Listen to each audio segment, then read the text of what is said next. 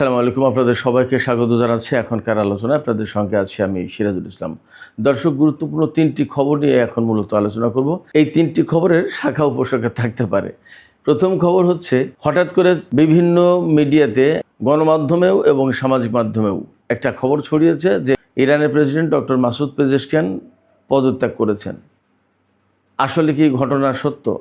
এবং তিনি পদত্যাগ করলে কেন করবেন, আর যদি না করেন তাহলে কেন এই কথা ছড়ানো হচ্ছে, এটা নিয়ে একটা আলোচনা থাকবে।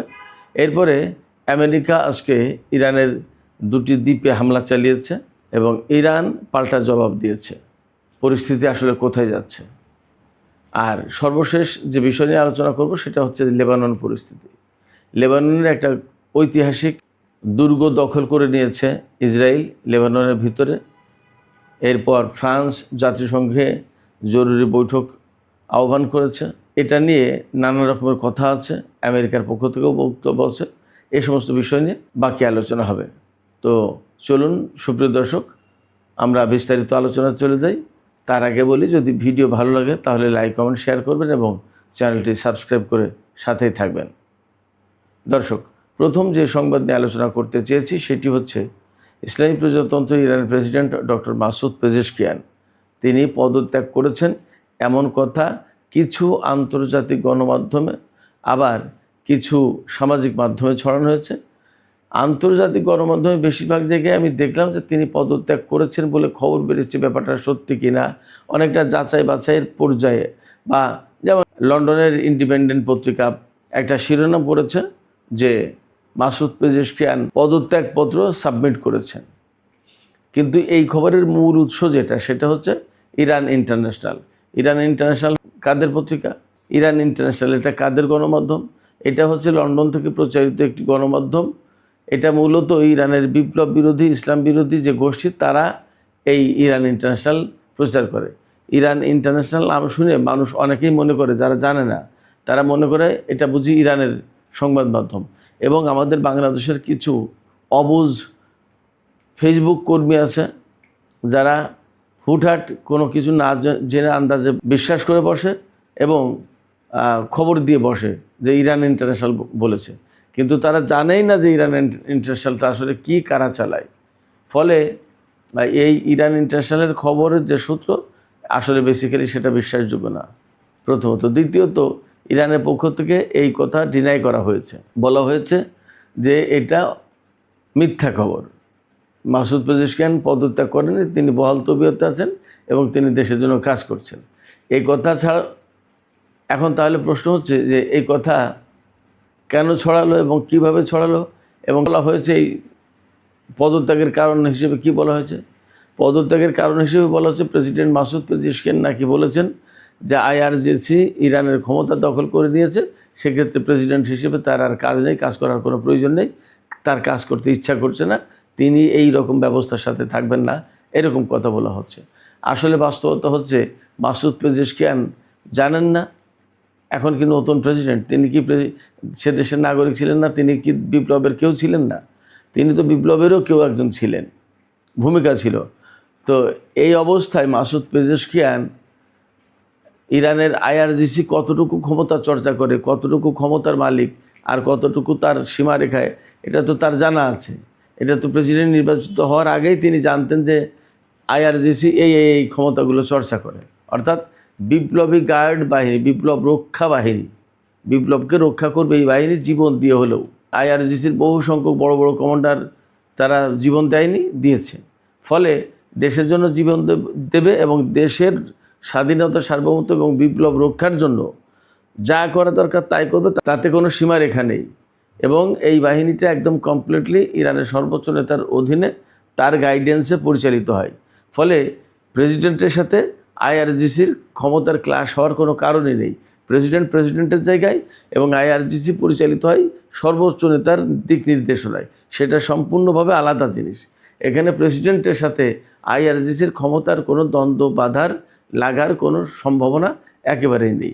ফলে এই যে আইআরজিসির সাথে ক্ষমতার দ্বন্দ্বের কারণে প্রেসিডেন্ট মাসুদ পেজেশকিয়ান পদত্যাগ করেছেন বলে যে খবর ছড়ানো হচ্ছে, এই খবরটা বেসিক্যালি মিথ্যা খবর। আমি বলি না যে এমন ঘটনা ঘটবে না, করতেও পারে, কখন কে কী করে না করে সে তার রাজনৈতিক সিদ্ধান্ত। আমেরিকার কত কত বড় বড় কর্মকর্তা, গুরুত্বপূর্ণ ব্যক্তি, তারা পদত্যাগ করছে না, করছে, আবার পদত্যাগ বাধ্যও হচ্ছে। কি ইরানের এখানে এরকম কোনো কিছু ঘটেছে কি না এখনও পর্যন্ত জানা নেই। ইরানের গণমাধ্যম সরকারিভাবে এটা নাকচ করা হয়েছে। তারপরেও আমি বলি যে যে কোনো সময় যে কোনো কিছু ঘটতে পারে, কিন্তু যা বলা হচ্ছে এইগুলো সত্য না, এটা হলো বাস্তব কথা। আচ্ছা, এখন কেন ছড়ানো হলো প্রশ্ন আসে যে তাহলে এই ধরনের ভিত্তিহীন খবর ছড়ানোর মানে কি? এই ধরনের ভিত্তিহীন খবর ছড়ানোর মানে বা কারণ হচ্ছে ইরানে যে সিচুয়েশন তৈরি হয়েছে আমেরিকা, ইসরায়েল বা তার দোসর সাঙ্গপাঙ্গদের, তাতে তারা খুবই কঠিন পরিস্থিতির ভিতরে। এই অবস্থা থেকে কোনো মতেই বের হওয়ার কোনো পথ খুঁজে পাচ্ছে না। এই না যুদ্ধে বিজয় আনতে পারছে, না যুদ্ধে পরাজিত করতে পারছে ইরানকে, না ইরানের পরমাণু কর্মসূচি থেকে শুরু করে কোনো কিছু ধ্বংস করতে পারছে, না ইরানকে চুক্তিতে বাধ্য করতে পারছে। ফলে এই জায়গা থেকে আমেরিকা, ইসরায়েলকে বেরিয়ে যেতে হলে এমন একটা সিন ক্রিয়েট করা দরকার, যে সিন ক্রিয়েট করে একটা হ্যাপাজার্ড অবস্থা সৃষ্টি করা যায়, গোলযোগ অবস্থা সৃষ্টি করা যায়, এবং ইরানের ভেতরে তাদের লক্ষ্য অর্জনে সহযোগিতা করে এমন পরিস্থিতি তৈরি করা দরকার। যার কারণে এইরকম একটা কথা ছড়িয়ে ইরানের জনগণের ভিতরে বিশ্বাস, অবিশ্বাস, সন্দেহ, দ্বন্দ্ব, সংঘাত, ফাটল এগুলো সৃষ্টি করার একটা চেষ্টা হচ্ছে। এর বেশি আপাতত কিছু না। সুপ্রিয় দর্শক, এবার চলুন আমরা আরেকটা আলোচনা করি। আমেরিকা যে ইরানের উপর হামলা চালিয়েছে নতুন করে, এই ব্যাপারে সেটা খবরটা হচ্ছে এই যে পারস্য উপসাগরের দুটো গুরুত্বপূর্ণ দ্বীপ, একটা গরুক, সম্ভবত গরুক বা গারুক, এই দ্বীপ এবং কেশম দ্বীপ, এই দুটো দ্বীপে আমেরিকা হামলা চালিয়েছে, ক্ষেপণাস্ত্র হামলা চালিয়েছে বলা হচ্ছে। এবং আমেরিকার পক্ষ থেকে বলা হয়েছে, বিশেষ করে সেন্টকমের পক্ষ থেকে বলা হয়েছে যে ইরানের যে ড্রোন পরিচালনার কমান্ড অ্যান্ড কন্ট্রোল সেন্টার, তাকে লক্ষ্য করে মার্কিন বাহিনী হামলা চালিয়েছে।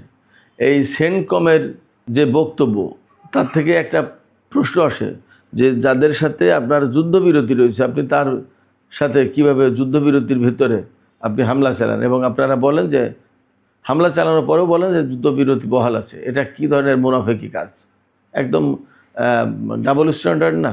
আপনি বলছেন যুদ্ধবিরতি আছে, আবার আপনি তার বিরুদ্ধে হামলা চালাচ্ছেন, তাহলে কি করে যুদ্ধবিরতি থাকে? কেমন ধরনের তামাশা? এই তামাশা বেসিক্যালি মার্কিন বাহিনী করে যাচ্ছে বহুদিন থেকে। ঠিক এই কৌশলটা বাস্তবায়ন করে ইসরায়েল, বলে যুদ্ধবিরতি, আবার সমানে হামলা চালিয়ে যায়। ইরান তার কমান্ড অ্যান্ড কন্ট্রোল সেন্টার রাখতেই পারে, ইরান তার ক্ষেপণাস্ত্র, তার ড্রোন, তার বিমান, যত যা কিছু পরিচালনা করা দরকার সেটা তার শক্তি সামর্থ্য অনুযায়ী সে তো রাখবে। আপনি যুদ্ধবিরতির ভিতরে কিভাবে আপনি হামলা চালান? তার আগের প্রশ্ন হচ্ছে যে আসলে এই যে যুদ্ধটা আমেরিকা এবং ইসরায়েল করলো, সেটা কি যৌক্তিক? কীভাবে যৌক্তিক? একটা স্বাধীন সার্বভৌম দেশের উপরে কোন অধিকারে আর একটা দেশ হামলা চালায় এবং তার নেতাদেরকে হত্যা করে? তো সরাসরি হত্যাকাণ্ড, এ তো ভয়ঙ্কর অপরাধ। এই অপরাধগুলো করার কোনো অর্থ আছে?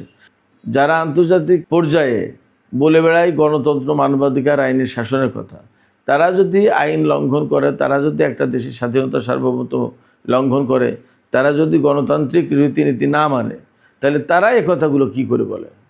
খুবই আশ্চর্যজনক ব্যাপার। যাই হোক, আমেরিকা ইরানের উপর হামলা চালানোর পর ইরান আবার কুয়েতের মার্কিন বিমান ঘাঁটিতে হামলা চালিয়েছে। তবে ক্ষয়ক্ষতি কীরকম কী হয়েছে আমি এই ভিডিও যখন করছি তখনও পর্যন্ত জানা যায়নি। তবে ইরান যে হামলা হলে তার জবাব দিচ্ছে বা দেবে, এটা এ সমস্ত প্রতি উত্তর বা পাল্টা হামলার ভেতর দিয়ে প্রকাশ হয়ে যাচ্ছে। আমেরিকা কোনো মতেই ইরানের বিরুদ্ধে হামলা চালিয়ে বা নতুন করে যুদ্ধ করে পার পাবে না। ইরান অবশ্যই তার জবাব দেবে এবং কঠিন জবাব দেবে। এবং ইরানের বিরুদ্ধে যদি কোনোভাবে যুদ্ধ শুরুর চেষ্টা করে আমেরিকা, তাহলে এবার পরিস্থিতি আগের তুলনায় আরও অনেক বেশি খারাপ হবে আমেরিকা, ইসরায়েলের জন্য। এটা মোটামুটি গ্যারান্টি দিয়ে বলা যাচ্ছে। সুপ্রিয় দর্শক, এবার ইসরায়েল এবং লেবানন প্রসঙ্গে কিছু কথা বলি। লেবানন এমন একটি স্বাধীন রাষ্ট্র যে দেশের সুন্নি সম্প্রদায় থেকে প্রধানমন্ত্রী নির্বাচিত হয়, খ্রিস্টান সম্প্রদায় থেকে প্রেসিডেন্ট নির্বাচিত হয় এবং শিয়া মাযহাব থেকে জাতীয় সংসদের স্পিকার নির্বাচিত হয়। খেয়াল করুন ব্যাপারটা, মানে 12 ভেজালি একটা সরকার ব্যবস্থা। এই সরকার ব্যবস্থার কারণে লেবাননের উপর ইসরায়েল যতই হামলা চালায়, সরকারিভাবে ইসরায়েলের বিরুদ্ধে লেবানন কোনো জবাব দিতে পারে না, জবাব দেওয়ার কোনো সুযোগ নেই, কারণ নেই। সুযোগ আছে, কারণ নেই। কারণ নেই এই কারণে বলছি যে একজন তো এক মতের। এই সুন্নি যে প্রধানমন্ত্রী হয় এখানে, সেই ভদ্রলোক একদম সৌদি ঘেঁষা থাকে, সৌদি প্রভাব বলয়ে। তা সৌদি প্রভাব বলয় বা আরব বিশ্বের প্রভাব বলয় যারা, তারা তো ইসরায়েলের বিরুদ্ধে কোনো যুদ্ধ করবে না। এবং এই জন্য আমরা 2 যুগ ধরে দেখে আসছি এইভাবেই যে ইসরায়েল লেবাননের উপর হামলা চালায়। আমরা লেবাননের প্রধানমন্ত্রীকে কাঁদতে দেখেছি, হাউমাউ করে কাঁদতে দেখেছি টেলিভিশনের সামনে, যে আমার দেশকে শেষ করে ফেলছে। অথচ তার দেশের সেনাবাহিনীকে নির্দেশনা দিতে পারে যে তোমরা প্রতিরোধ করার চেষ্টা করো। এত বড় খারাপ অবস্থা, মানে সরকারের প্রধানমন্ত্রী বা সরকার প্রধানের। আর প্রেসিডেন্ট খ্রিস্টান সম্প্রদায় থেকে, তাদের কেউ ইসরায়েলের পক্ষে, কেউ লেবাননের পক্ষে, ব্যাপারটা এরকম।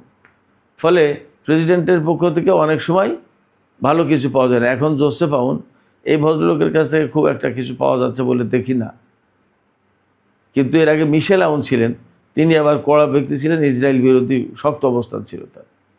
এখন লেবাননের স্বাধীনতার সার্বভৌমত্ব ধরে রাখার চেষ্টা করে সেই দেশের বিপ্লবী সংগঠন, আপনারা সবাই জানেন, হিজবুল্লাহ। এখন যুদ্ধবিরতি চলছে লেবাননের সাথে 6 সপ্তাহ ধরে। অথচ 6 সপ্তাহ ধরেই ইসরায়েল লেবাননের উপরে হামলা চালিয়ে যাচ্ছে, বন্ধ হয়নি কখনো যুদ্ধ।